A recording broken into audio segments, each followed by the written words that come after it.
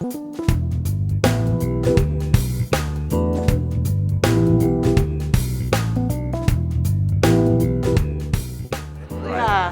basically the LGBTQIA plus is a community of the people that are actually more advanced, or rather they are more into explaining themselves further in terms of their sexuality.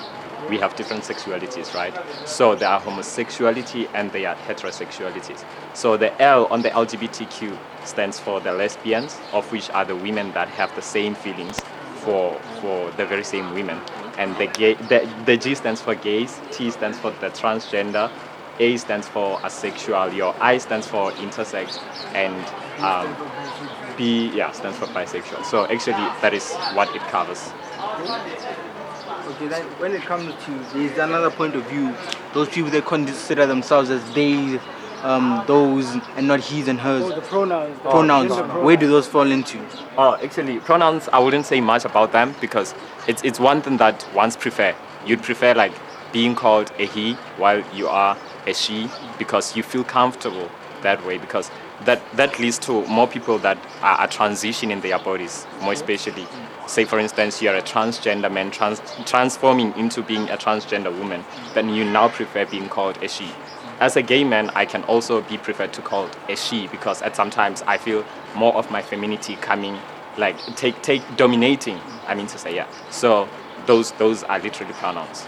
And one thing for sure, we all have to respect each other's pronouns because you're a he and I will respect that. So if ever you for instance made a mistake in terms of understanding someone's pronouns, you can always try and find out why do they prefer being called that way. I wouldn't say that I've experienced the worst, but people have been cool towards me. So I basically do have a boyfriend, so we do hang out a lot on campus and we do cheer and people get to like see us, but there are people that are mostly curious in terms of what is actually happening between these two guys. So at most of the time they would ask questions and we don't have any problem with like explaining ourselves furthermore because, we are willing to let people learn or get to understand what is actually happening amongst me and my person.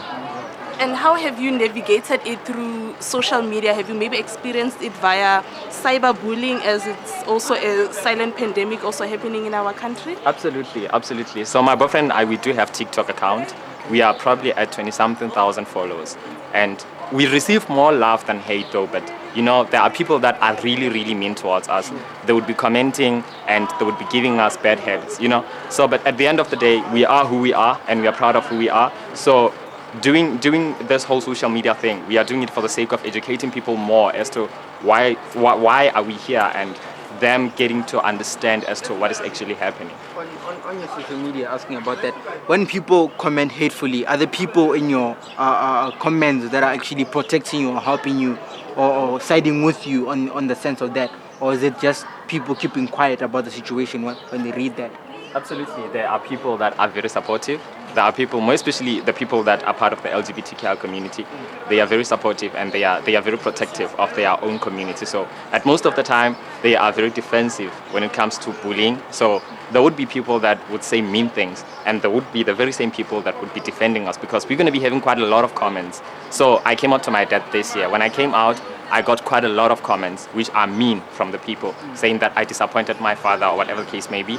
It was not the case actually. The case was me trying to be who I am towards my parents. So getting to explain myself furthermore to people, it was one thing that I didn't want to do, but at the end of the day, I made it possible for them to get to understand where I'm going and where I come from.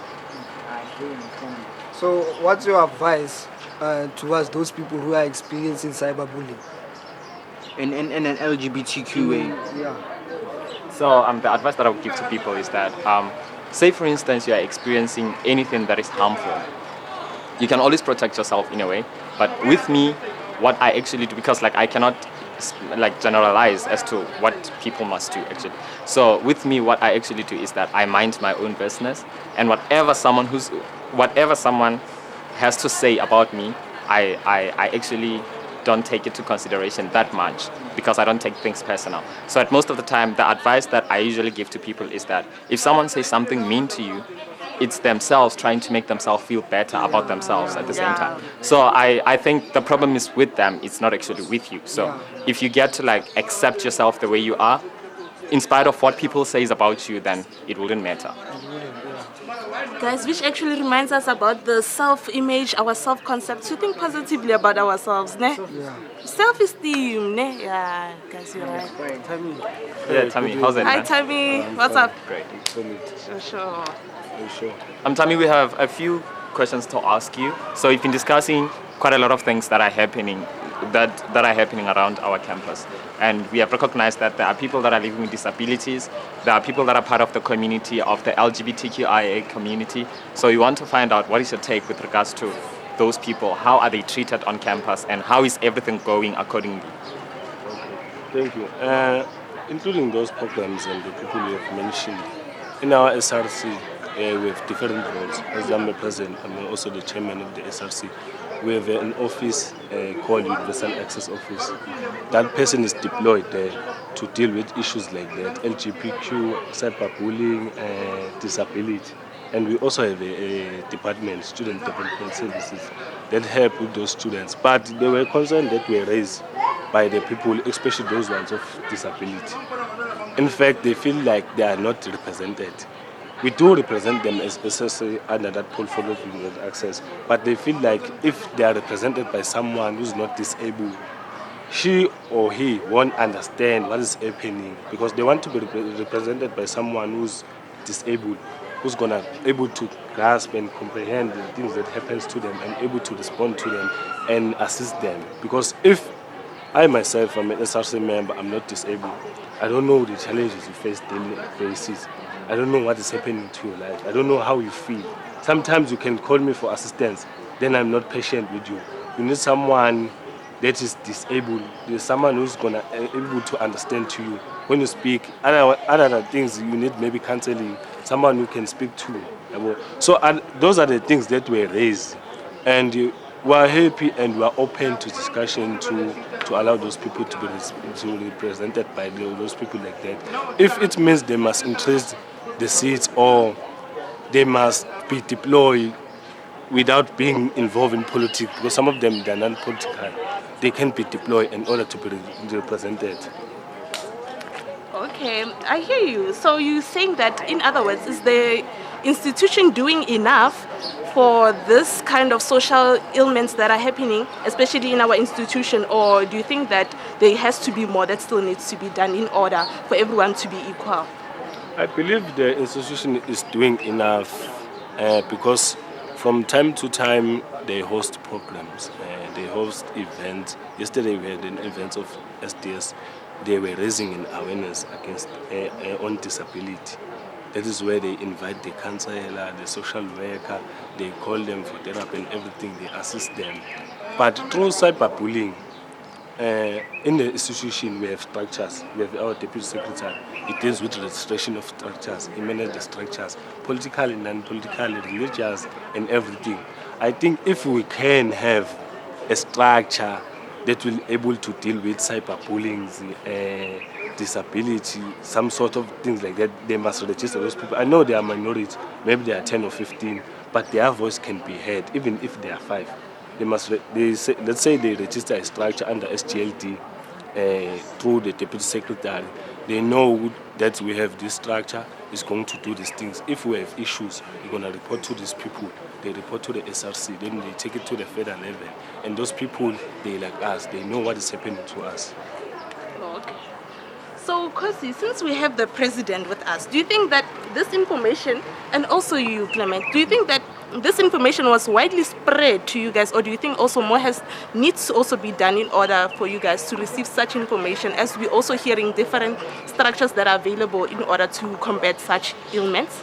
So with me, according to my understanding, I know for a fact that I'm part of the LGBTQIA community. So on campus, they would sometimes, like as he said, they would sometimes invite people from your house of gala or wherever, like the organizations of which are more focused on the LGBTQIA community, and they would come here to like educate us more. So I also want to find out if like, is there any organization specifically on campus from himself? I want to find out if there is any organization specifically on campus that has to like help us out throughout the whole bullying that is happening around the very same community of the LGBTQI? Yes, right now, I don't think there's a structure that represents, especially the LGBTQI.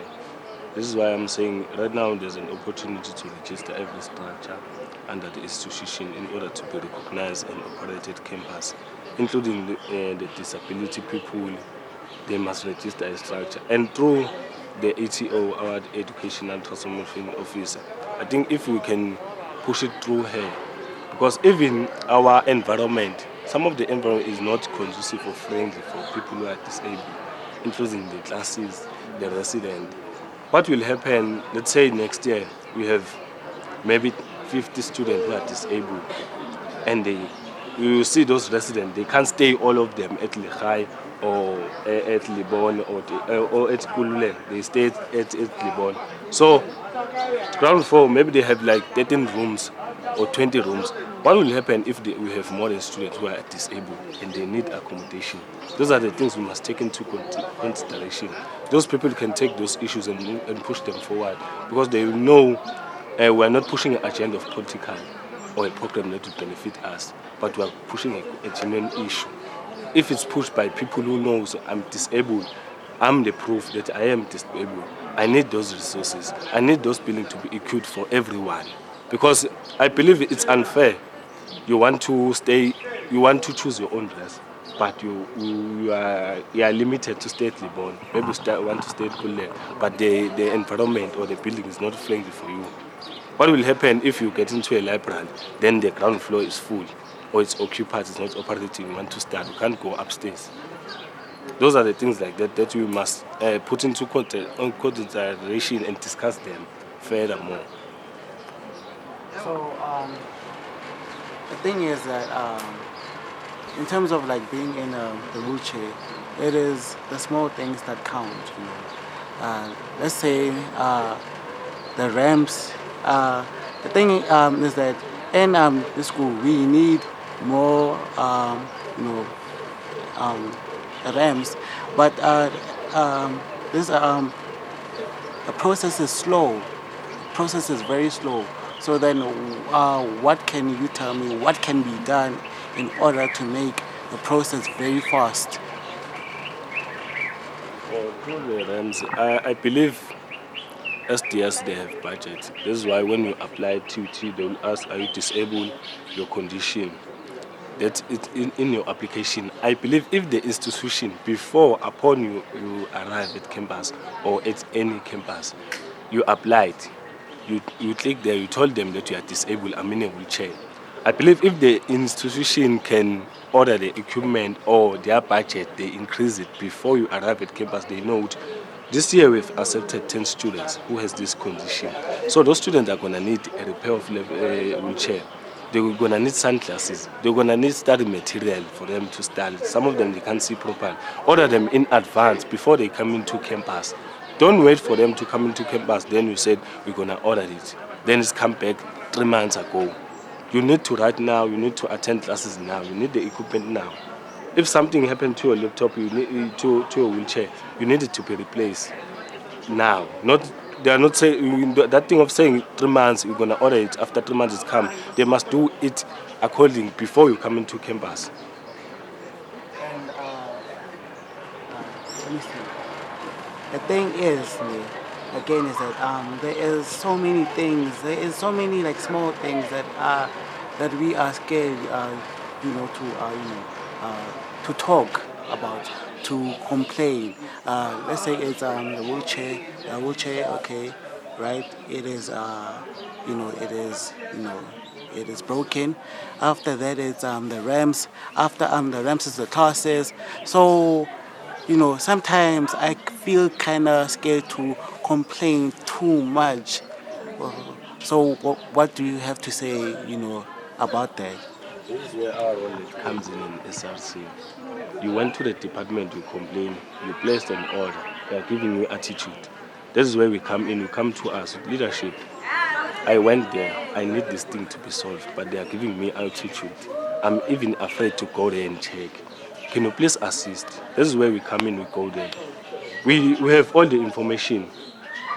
we have an access to information. We don't have that kind of information, but as leaders, we do have information. We know how the institution operates. We know every department how it operates. If those people they are not helping you or they are not assisting us, we know which step we must take.